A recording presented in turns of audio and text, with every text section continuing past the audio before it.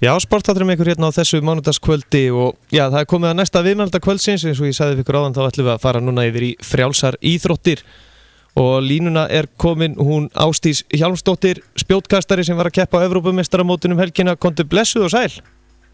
Komdu sæl. Hvernig hefur það? Ég hefði bara mjög fínt. Já, ekki komið háttatíma því þarna úti? Jú, það fyrir að styttast í það. Já, en þú ert alltaf í Sviss eða ekki? Jú, ég bý ennþá í Zurich. Já, nákvæmlega. En já, núna helgina fór fram Evrópumeistaramótið og já, það var nú ekki verri árangur sem þú náðir núna þessa helgi? Nei, heldur betur ekki. Ég er alveg í skíunum með þetta. Og já, er það ekki bara besta mótskast sem þú tekið? Þetta var næst besta. Ég er náttúrulega sett Íslandsmeti á Ólympíuleikunum, en þetta er næst lengsta kast sem ég hef átt á stórmóti og besta sæti sem ég hef náð. Og ég kom með 18. besta árangur í ár inn í þetta mót og enda 8. þannig að ég get ekki annað en verið sátt. Já, þannig að þú hoppaður 10 sætið þarna. Já. En já, mótið sjálft, það er náttúrulega, þið voru þarna eða ekki 4 fulltrúar fyrir að keppi frjálsum fyrir okkur á Evrópumótinu? 5. 5, afsakið, þetta er alveg, maður stóli úr manni strax. Já.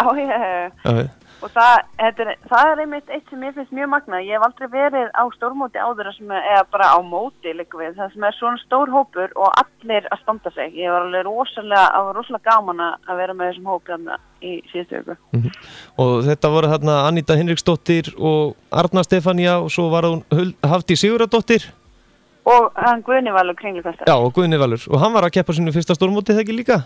Jú, hann var að gera það og stóð sér bara stórglæsilega. Hann náði besta árangri sem íslenskur kringlukastari hefur náð stórmóti, lengsta kasti. Já, og Aníta, hún stóð... Þannig ekki, hvað segir þau? Og Aníta stóð fyrir sínu líka? Aníta stóð sér vel og Hafdís og Arna Stefania stóð sér vel líka. Þá voru allir bara að gera góð hluti. Já, náðu þú að fylgjast með hlaupunum og köstunum og stökkinu hjá Hafdísi? Ég gæti miður ekki af því ég var eiginlega alveg síðust að keppa. Sem betur fyrir á laugardaginn þá voru úrslitin mín fyrst í dagskráni þannig ég gæti horft á Anítu hlaupa og Örnu Stefaníu í undanúrslitunum. En restina af keppninni, svo riðlana og undakeppni hjá krökkunum. Ég náði því ekki, ég horfði á í sjónvarpinu en ég náði ekki að vera á vellinum af því ég var að hvíla mig fyrir mína keppni. En undirbúningu fyrir svona stórmót, það er væntanlega svolítið öðruvísi, er það ekki hvernig maður nálgast þau mót heldur en önnur eða er það alveg eins undirbúningurinn? Nei, það er náttúrulega öðruvísi undirbúningu fyrir svona mót af því að það er náttúrulega þegar þú ferð inn í venjulegt mót og þá er yfirleitt bæið 6 köst en þarna eru bara í undankeppni allavega eru bara 3 og svo aftur í úrslitunum þá eru bara 3 köst og svo er það bara topp 8 sem fá 3 í viðbót. Þannig að það er svona meiri pressa og þú þarft að ná að performa svona, já, bæði að gera það undir pressu og líka bara að ná í strax í þessum 3 köstum. Já, nákvæmlega. En já, svona með það þegar eru svona margir núna að keppa á Evrópumóti, það er kannski almenn hlustandi gerir sér kannski ekki grein fyrir því hvað er erfitt í svona einstaklingsíþrótt eins og frjálsum að komast á þetta stórmót? Nei, það er ekkert grín að komast á svona stórmót og ég meina, ég held að lágmörkin hafi verið sett allavega, svo er það misjafnt eftir greinum líka, eins og til dæmis að það í tæknigreinunum að þá eru stílaðir inn á færri keppendur heldur en í hlaupunum þannig að lágmörkin eru strangari og ég veit að í spjótinu þá eru stíla á í kringu 30 keppendur þannig að það eru bara 30 bestu konar í Evrópu sem bara komast á þetta mót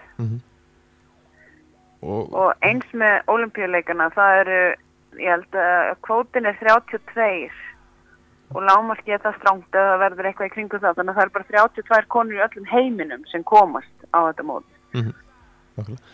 En já, svona fyrir íslenskt íþróttafólk yfir höfuð, nú er árangurinn okkar búin að vera alveg ótrúlega góður á alþjóðavísu.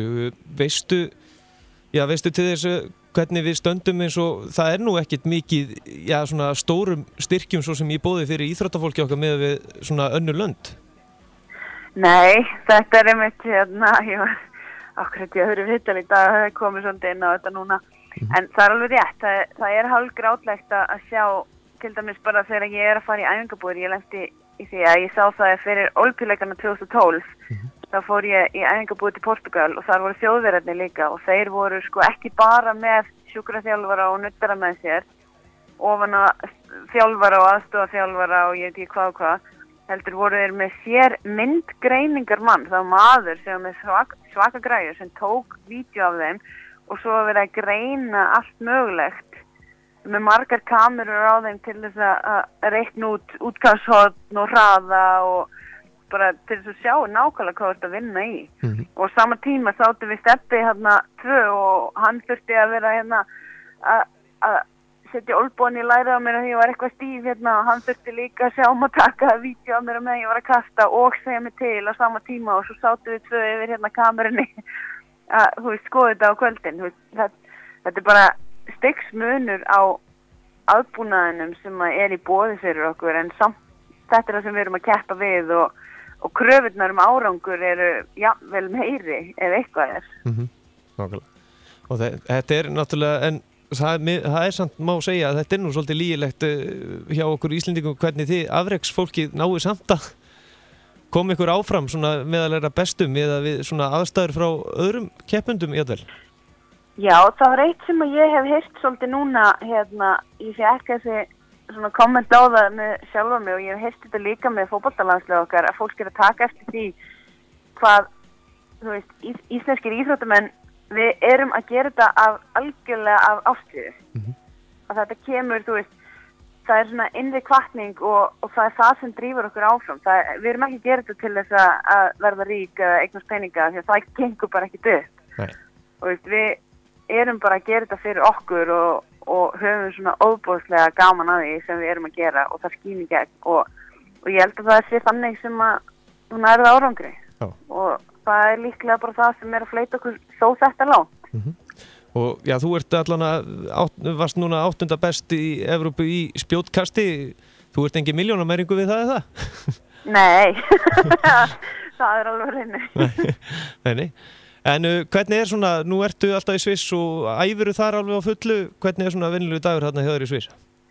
Já, ég er sem sagt í doktorsnámi hérna líka og er að æfa á fullu og náttúrulega núna reyndar á sumrin og svona aðal keppnistímabilinu og þá er ekki eins stífar æfingar eða æfingarnar eru svona léttari og styttri af því að líkaminn þarf að vera mjög ferskur og tilbúin í átökin í öllum þessum mótum sem ég er keppi en svona akkurat núna þá nú dagurinn þannig að ég er yfirleitt að vakna svona klukkan 8 á morgnana og fá mér morgunmat í róleitunum og en ég hjóla upp á rannsóknarstofu þar sem ég er að vinna í verkefninu mínu og svo er ég þar yfirleitt frá svona 9 til 4 og þá fer ég heim aftur undirbý mig fyrir æfingu og er komin á æfingu svona um 5 leyti yfirleitt er á æfingu milli 5 og 7 kem heim og fæ mér kvöldmat og svo er svona tími fyrir annað, allt annað svona 8 á kvöldin. Já, hann maður þarf að vera vel skipulagður. Já, það þarf að vera ansi vel skipulagður til þess að láta þetta ganga upp en þetta er það sem ég vildi gera. Það er náttúrulega svona fyrir ungt fólk hérna á Íslandi sem er að verða afreksmenn í íþróttum þetta, já, vinnan á baku það þetta verður kannski já, þau þarft svolítið eða ekki ofta, maður þarf bara að hringi foreldra sína og bara, herðu, ég ætla ekki að vinna neitt. Ég ætla bara að stunda íþróttir. Já, það er náttúrulega, það er ekkit allir sem að geta gert það og ég meina, ég kem sjálf ekki frá þannig fjölskyldu að mér hafi verið rétt allt upp í hendurnar. Þannig að þetta er bara spurningum að vinna fyrir því og svo náttúrulega að sjálfsög bara að gera það mesta úr því sem maður hefur svo það er líka svolítið spurningum það að þú hefur alltaf val þú hefur pening ætlar að kaupa þér hollan mat og kaupa þér nýja gattaskó eða ætlar að kaupa þér nýjan iPhone eða nýja tölvu eða eitthvað svona þetta er bara spurningum val líka það þarf ekkit endilega þegar maður er að koma upp og maður er ekki komin kannski á þann stað eins og ég er að fara í æfingabúðir og vera að ferðast allan heim og koma með þjálfara sem þú veist með að borga laun og alls konar svona þá er þetta náttúrulega svolítið spurningum bara áhuga hvötina og bara forgangsröðin. Nákvæmlega.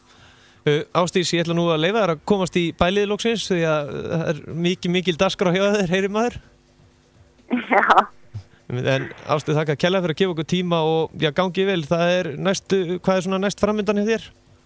Það er sveitarska meistarmótið næstu helgi og svo helgin eftir það að þá verð ég komin til Íslands og keppa á Íslandsmeistarmótinu á Akureyri og þetta eru síðustu mótin fyrir Ólympíuleikana og svo flýg ég bara út til Ríó í byrjun ágúst. Byrja í æfingabúðir þar fyrir utan í Brasilíu fyrir utan Ríó og kemst bara inn í þorp bara 200 okkur keppni. Nákvæmlega, þannig að það verður nóg að snúast til þér. Já, heldur betur. Takk að kærlega fyrir að gefa okkur tíma og gangið sem allra best. Takk að kærlega fyrir. Bless. Já, frábær árangur hjá okkur Íslendingunum á Evrópumeistaramótinu. Anita Hinriksdóttir, hún lagði allt í söluna í úrslita hlaupinu í 800 metra hlaupinu en hún kom í marka 8. sæti á 2:02:55 mínútum en hlaupið vannst á 1:59:70 mínútur en besti Anitu til þessa hefði nægt til 4. til 5. sætið. En til þess að komast á pall hefði hún að setja nýtt Íslandsmet og var alveg að verða við það.